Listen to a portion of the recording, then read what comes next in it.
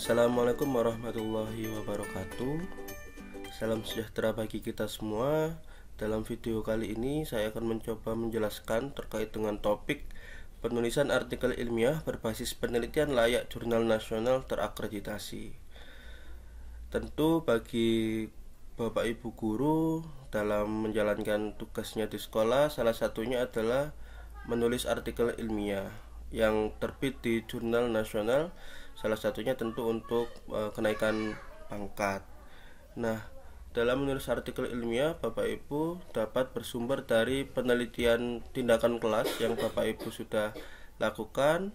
Untuk kepala sekolah bisa dari penelitian tindakan sekolah yang sudah dilakukan.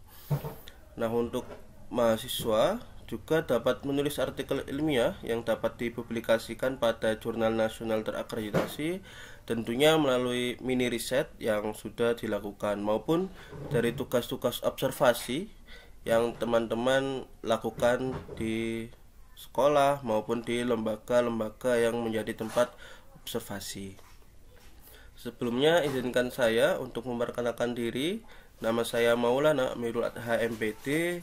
Saya merupakan salah satu dosen di Fakultas Ekonomi Universitas Negeri Jakarta.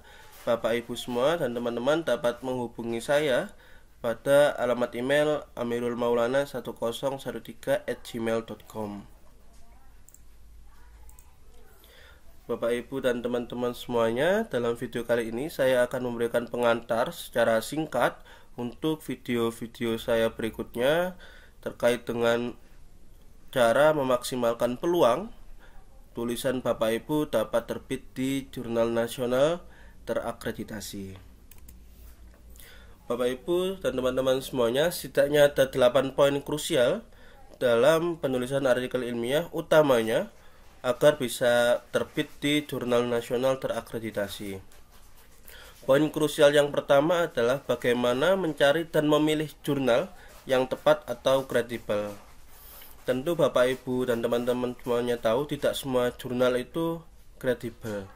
Artinya Bapak Ibu sebelum mengirimkan artikel yang Bapak Ibu tulis ke dalam jurnal harus melakukan penelusuran terkait dengan jurnal tersebut, apakah kredibel dan juga apakah tepat dengan topik atau tema penulisan kita.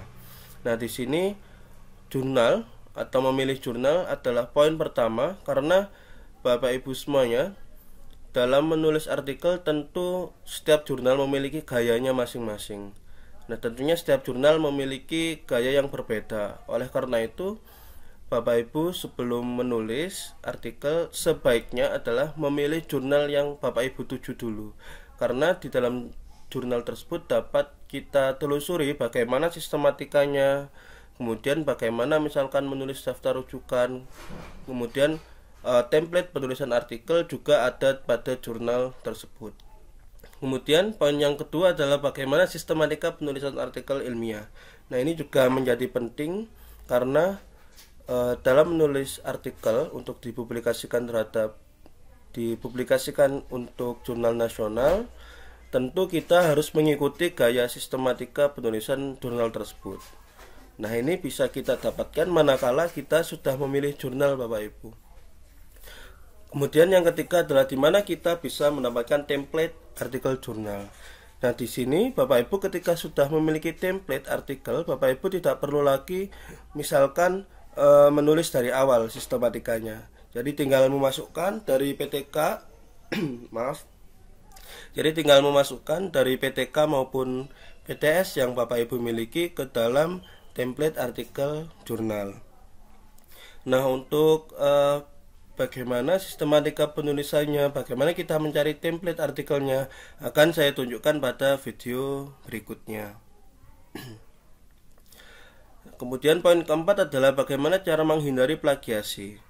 Salah satu hambatan atau yang menyebabkan tulisan kita tidak bisa publikasi di jurnal nasional adalah plagiarisme. Tentu kita harus memiliki kiat-kiat untuk menghindari plagiasi sebagai upaya kita untuk memaksimalkan kemungkinan tulisan kita bisa lolos di jurnal nasional. Kemudian poin krusial yang kelima adalah bagaimana cara memanfaatkan alat bantu Citation and Reference Manager dalam penulisan artikel. Bapak Ibu semua, dalam menulis artikel seperti yang saya jelaskan tadi, setiap jurnal memiliki gaya penulisannya masing-masing.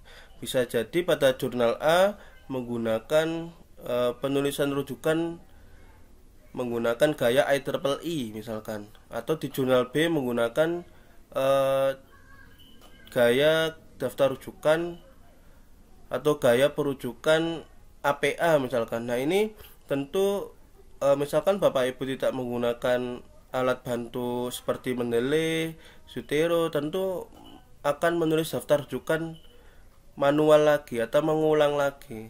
Nah, sedangkan jika Bapak Ibu menggunakan alat bantu seperti Mendeley, Zotero, tinggal klik begitu langsung berubah. Nanti akan coba saya tunjukkan bagaimana secara sekilas menggunakan Mendeley dalam tulisan kita.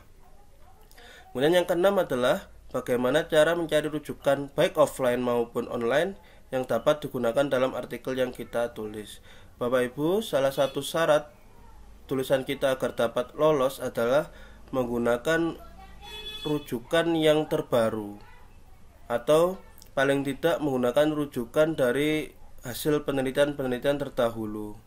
Nah, tentunya Bapak Ibu harus memiliki trik dan mengetahui cara mencari rujukan baik secara offline dan online untuk menunjang artikel kita. Kemudian yang ketujuh, Bapak Ibu, bagaimana cara menulis daftar rujukan yang baik dan benar. Seperti yang saya jelaskan tadi, setiap jurnal memiliki gayanya masing-masing. Nah, Bapak Ibu harus setidaknya adalah menggunakan alat bantu seperti Mendeley maupun Zotero dalam menulis daftar rujukan akan mempermudah pekerjaan Bapak Ibu ketika menulis artikel. Nah, yang terakhir atau yang ke-8 adalah bagaimana cara mensubmit artikel ke jurnal. Bapak Ibu ketika sudah menulis artikel, sudah jadi artikelnya, tidak bisa hanya ya didiamkan saja, atau misalkan Bapak Ibu mencari jurnal cetak dan dikirim ke sana, tetapi saat ini eranya sudah digital Bapak Ibu, jadi Bapak Ibu tinggal mengirimkan artikel Bapak Ibu ke jurnal yang dituju melalui website jurnal masing-masing. Nah, ini tentu Bapak Ibu membutuhkan informasi terkait bagaimana mensubmit atau mengirimkan artikel ke jurnal secara online. Tentunya jika dilakukan secara online akan mempermudah Bapak Ibu dalam mengirimkan artikel ke jurnal yang Bapak Ibu inginkan. Kemudian selanjutnya, sebelum saya lanjutkan, izinkan saya untuk memperkenalkan diri, karena alangkah kurang baiknya jika saya hanya berbicara tanpa mengenalkan diri saya sendiri. Bapak Ibu, nama saya Maulana Mirwat H. Seperti yang saya jelaskan tadi, saya merupakan salah satu dosen di Universitas Negeri Jakarta. Untuk karya-karya saya, Bapak Ibu bisa mencari atau melihat pada akun Google Scholar saya maupun alamat website Scopus ID saya, atau pada ID Publons saya. Untuk Instagram saya bisa dicari pada @amirmaulana A-nya 4. Bapak Ibu bisa melihat keseharian saya maupun setidaknya kehidupan saya melalui sosial media Instagram. Bapak Ibu misalkan ingin melihat karya-karya saya yang sudah terbit, baik berbentuk buku, jurnal nasional maupun internasional, dapat melihat pada akun ID Google Scholar, Scopus maupun Publons saya. Bapak Ibu, sekilas artikel ilmiah itu apa begitu? Artikel ilmiah merupakan laporan hasil penelitian yang dikemas sedemikian rupa sehingga menjadi sajian yang menarik untuk dibaca. Bapak Ibu ketika membuat laporan PTK misalkan, tentu itu membutuhkan berlembar-lembar atau misalkan sangat tebal begitu. Nah, sedangkan artikel ini dikemas sedemikian rupa atau paling tidak meringkas apa yang ada pada laporan tersebut sehingga menjadi sajian yang menarik untuk dibaca oleh orang-orang atau akademisi yang ingin membaca tulisan Bapak Ibu. Kemudian yang terdapat perbedaan antara sistematika laporan hasil penelitian dan juga artikel ilmiah. Secara singkat Bapak Ibu, ada beberapa perbedaan komponen atau sistematika antara laporan hasil penelitian dan juga artikel ilmiah hasil penelitian. Komponen yang pertama adalah judul. Jika pada laporan hasil penelitian, judulnya harus lugas dan saintifik. Sementara pada artikel ilmiah, singkat dan menarik. Artinya, pada laporan hasil penelitian, judul penelitian itu yang penting adalah lugas dan saintifik. Artinya panjang sedikit itu tidak apa. Nah, sementara untuk artikel ilmiah itu harus singkat dan menarik. Paling tidak maksimal adalah 14 kata. Kemudian ada beberapa tips, misalkan jika Bapak Ibu menulis artikel ilmiah, pada judul laporan hasil penelitian ada nama tempat. Di artikel ilmiah tidak perlu nama tempat tersebut dimasukkan. Nah, untuk secara lebih detailnya, tips-tips bagaimana menulis judul yang menarik akan saya jelaskan pada video berikutnya. Komponen yang kedua Bapak Ibu adalah abstrak. Pada laporan hasil penelitian, abstrak mencakup latar belakang dan tujuan, metode penelitian, kemudian hasil penelitian. Hampir sama dengan artikel ilmiah, namun yang membedakan adalah pada laporan hasil penelitian, abstrak atau ringkasan dapat ditulis 1 hingga 3 paragraf. Sementara pada artikel ilmiah, Bapak Ibu dalam menuliskan poin-poin yang saya sebutkan dalam abstrak tadi hanya diperbolehkan dalam 1 paragraf. Dan juga tentunya dibatasi jumlah katanya. Tentu tiap jurnal dalam pembatasan jumlah kata berbeda-beda. Ada yang 250 kata, kemudian ada yang 150 kata, dan seterusnya. Kemudian untuk sistematika penulisan, laporan hasil penelitian ada 7 poin. Yang pertama ada pendahuluan, bab 2 kajian teori, selanjutnya metode penelitian, hasil penelitian dan pembahasan, simpulan, hingga yang terakhir daftar rujukan. Sementara pada artikel, yang pertama ada pendahuluan, kedua metode penelitian, hasil dan pembahasan, yang keempat simpulan, dan yang terakhir daftar rujukan. Tentunya pada sistematika artikel ilmiah ini setiap jurnal berbeda Bapak Ibu. Jadi oleh karena itu sebelum kita menuliskan artikel sesuai sistematikanya, Bapak Ibu seharusnya mencari jurnal yang mau dituju dulu. Jadi kita menggunakan sistematika jurnal yang kita tuju atau yang kita inginkan.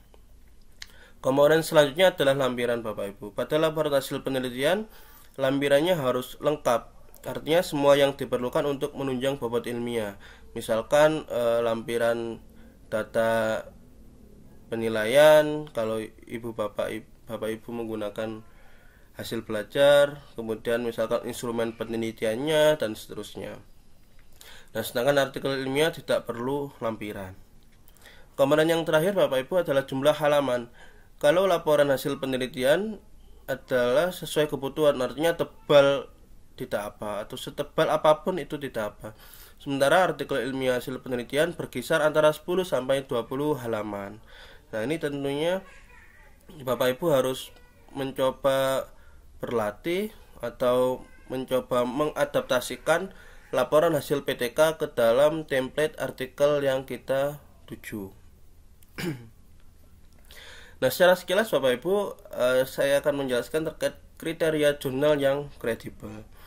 Bapak Ibu, yang pertama, setidaknya jurnal yang kredibel adalah jurnal yang memiliki nomor PISSN dan atau EISSN. Nah, nomor ini bisa Bapak Ibu lihat pada bagian awal di jurnal cetak misalkan. Kalau itu PISSN.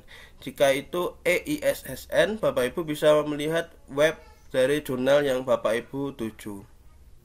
Apabila jurnal yang Bapak Ibu tuju tidak memiliki PISSN atau EISSN, tentunya jurnal tersebut bisa dikatakan tidak kredibel. Kemudian kriteria yang kedua Bapak Ibu adalah terindeks oleh lembaga pengindeks seperti Google Scholar, Sinta, Doats, Garuda, dan seterusnya. Tentu Bapak Ibu dapat melihat indeks dari jurnal yang Bapak Ibu tuju pada website yang Bapak Ibu tuju. Nanti di video yang berikutnya akan saya tunjukkan bagaimana mencari jurnal dan juga bagaimana melihat apakah jurnal tersebut kredibel. Kemudian Bapak Ibu yang ketiga adalah diterbitkan oleh lembaga resmi, misalkan perguruan tinggi, kementerian, dinas, atau lembaga resmi lainnya. Yang keempat adalah melakukan terbitan secara berkala dan konsisten. Artinya Bapak Ibu, jurnal yang Bapak Ibu tuju harus dicek terlebih dahulu apakah penerbitannya itu dilakukan secara konsisten atau tidak. Artinya misalkan dalam 1 tahun jurnal tersebut mengeluarkan 2 edisi, maka di tahun berikutnya juga harus mengeluarkan 2 edisi. Nah, ini artinya konsisten Bapak Ibu. Apabila misalkan jurnal tersebut dalam tahun 2020 misalkan dia mengeluarkan 3 edisi, di tahun 2021 dia mengeluarkan 1 edisi saja, nah ini tentu harus dipertanyakan kredibilitasnya. Kemudian yang kelima Bapak Ibu, biaya publikasi di jurnal nasional itu relatif murah bahkan gratis. Nah, ini tentunya akan menguntungkan Bapak Ibu ketika melakukan publikasi tanpa ada fee-nya atau tanpa ada biaya publikasinya. Nah, ini akan saya tunjukkan terkait dengan 5 poin ini pada video berikutnya. Nah, kemudian yang terakhir adalah muncul pertanyaan bagaimana mencari jurnal yang tepat secara online. Nah, ini Bapak Ibu bisa melihat pada video berikutnya dan juga linknya akan saya cantumkan di link deskripsi pada video ini. Bapak Ibu, secara singkat, sistematika artikel ilmiah ada 3 bagian. Yang pertama adalah bagian pendahuluan. Nah, ini juga terdiri dari judul, identitas penulis, abstrak, dan kata kunci. Kemudian yang kedua adalah bagian isi, di mana terdiri dari pendahuluan, metode penelitian, hasil penelitian dan pembahasan, dan yang terakhir simpulan dan saran. Bagian yang ketiga adalah bagian penunjang berupa daftar rujukan. Nah, terkait dengan detail, bagaimana misalkan menulis judul yang baik, bagaimana menuliskan identitas yang baik, abstrak yang baik, bagaimana kita memilih kata kunci, bagaimana kita menulis pendahuluan yang menarik, bagaimana menulis metode penelitian dan seterusnya akan saya jelaskan secara lebih rinci di video yang berikutnya. Nah, Bapak Ibu, yang selanjutnya adalah tips menghindari plagiasi. Bapak Ibu, setidaknya ada 7 tips dalam menghindari plagiasi. Yang pertama adalah jangan langsung copy paste sumber dari internet ke naskah. Nah, ini tentunya jika Bapak Ibu lakukan, kemungkinan plagiasi pada naskah Bapak Ibu akan sangat tinggi. Yang kedua, jangan melakukan kegiatan ketik ulang dari sumber cetak. Bapak Ibu jika hanya mengetik ulang dari sumber buku cetak, tentunya memiliki plagiasi yang cukup tinggi. Nah, yang ketiga adalah saya sarankan untuk Bapak Ibu dalam mengutip sumber jangan secara langsung, namun gunakan kutipan tidak langsung. Bagaimana sih kutipan langsung itu? Nah, misalkan begini Bapak Ibu, ketika Bapak Ibu menggunakan kutipan langsung, jika Bapak Ibu merujuk misalkan tulisan saya, Bapak Ibu biasanya menuliskan begini. Menurut ADHA tahun 2020 misalkan pendidikan adalah bla bla bla bla begitu. Nah, jika Bapak Ibu menggunakan kutipan tidak langsung, bisa saya berikan contoh misalkan pendidikan dapat diartikan sebagai bla bla bla bla. Kemudian diberikan rujukannya dalam kurung Amir 2020 misalkan atau ADHA 2020. Nah, ini Bapak Ibu bisa sedikit mengurangi kemungkinan plagiasi pada naskah Bapak Ibu. Kemudian yang keempat, sertakan sumber rujukan. Tentunya ini menjadi penting Bapak Ibu ketika Bapak Ibu mengutip sumber lain, tentu sumber tersebut harus dimasukkan ke dalam daftar rujukan kita. Yang kelima Bapak Ibu, lakukanlah parafrase. Nah, salah satu cara melakukan parafrase adalah misalkan mengubah kalimat aktif menjadi pasif. Secara detail nanti Bapak Ibu akan bisa lihat pada video yang berikutnya. Yang keenam, Bapak Ibu harus melakukan interpretasi. Artinya setelah Bapak Ibu membaca sumber rujukan yang ingin Bapak Ibu kutip pada naskah, Bapak Ibu harus melakukan interpretasi. Artinya ketika Bapak Ibu sudah membaca begitu, kemudian coba tulis berdasarkan hasil interpretasi Bapak Ibu semuanya. Kemudian yang ketujuh, Bapak Ibu bisa menggunakan aplikasi anti plagiarisme. Nah, ini tentunya program atau aplikasi ini sangat banyak. Ada plagiarism checker, Turnitin, dan seterusnya. Pada video berikutnya juga akan saya tunjukkan bagaimana mencari aplikasi atau program yang gratis. Kemudian juga akan saya tunjukkan bagaimana menginstal program anti plagiarism. Ini penting Bapak Ibu, ketika Bapak Ibu menulis tentu kadang-kadang kita tidak tahu apakah tulisan kita itu mengandung plagiasi atau tidak begitu. Nah, ini akan saya tunjukkan pada video berikutnya. Nah, Bapak Ibu, sekilas saya ingin menunjukkan bagaimana cara kerja alat bantu reference manager. Misalkan dalam hal ini saya lebih suka menggunakan Mendeley.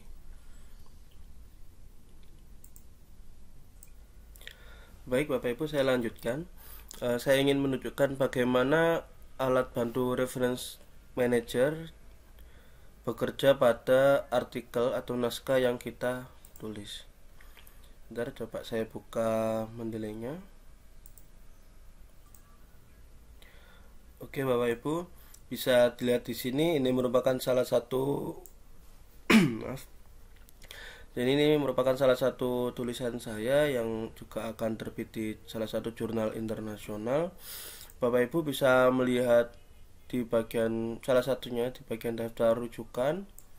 Ini ada sangat banyak sekali rujukan. Bapak Ibu bisa bayangkan ketika sudah terlanjur menulis daftar rujukan sebanyak ini, apabila jurnal yang Bapak Ibu tuju ini menggunakan gaya penulisan yang lain, tentu Bapak Ibu bisa bayangkan apabila menulis ulang daftar rujukan yang Bapak Ibu sudah tulis. Nah, sementara jika Bapak Ibu menggunakan alat bantu seperti Mendeley, Bapak Ibu tinggal mengganti saja. Misalkan pada jurnal yang Bapak Ibu tuju menggunakan gaya daftar rujukan EEE begitu. Bapak Ibu tinggal klik, maka nanti dia akan otomatis berubah pada daftar rujukan. Bapak Ibu bisa lihat di bagian references ini sudah berubah. Kemudian apabila pada jurnal yang Bapak Ibu misalkan menggunakan gaya penulisan rujukan APA misalkan edisi ke-7, Bapak Ibu tinggal klik, kemudian dia akan otomatis berubah. Nah, ini tentu mempermudah kita Bapak Ibu dalam menulis daftar rujukan dan seterusnya. Kemudian Bapak Ibu, salah satu fungsi alat bantu ini juga adalah merujuk. Bapak Ibu ketika menulis rujukan, dia akan secara otomatis masuk ke dalam daftar rujukan. Misalkan saya berikan contoh, misalkan dalam kalimat ini saya mengutip rujukan dari artikel internasional misalkan. Dalam hal ini misalkan saya coba di dalam kalimat ini saya merujuk tulisan Uslu dan Aslan atau yang lain, misalkan Martin. Misalkan saya merujuk tulisan dari Diana Muntiah ini, tinggal klik OK. Nah, di sini sudah ada Bapak Ibu Mutia. Kemudian Bapak Ibu bisa cek pada daftar rujukan.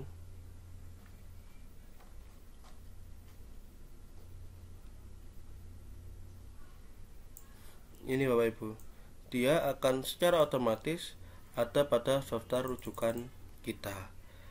Jadi Bapak Ibu, alat bantu reference and manager ini Setidaknya ada banyak sekali kelebihan. Yang pertama, menulis daftar rujukan, kemudian mempermudah kita dalam merujuk. Yang ketiga, juga dapat membantu kita dalam mencari daftar rujukan atau mencari rujukan yang tepat untuk artikel. Baik Bapak Ibu, itu pengantar dari saya. Untuk secara lebih detailnya bagaimana kita mencari jurnal, bagaimana kita menulis artikel yang baik, kemudian bagaimana kita menghindari plagiasi, bagaimana kita menggunakan alat bantu seperti Mendeley maupun Zotero, dan juga yang terakhir adalah bagaimana kita mensubmit artikel ke jurnal yang kita tuju, akan saya bahas lebih detail pada video-video saya berikutnya. Baik Bapak Ibu, saya akhiri video ini. Apabila ada pertanyaan, Bapak Ibu bisa sampaikan melalui alamat email yang ada pada awal video saya. Cukup sekian, mohon maaf jika ada salah kata. Akhir kata, Assalamualaikum warahmatullahi wabarakatuh.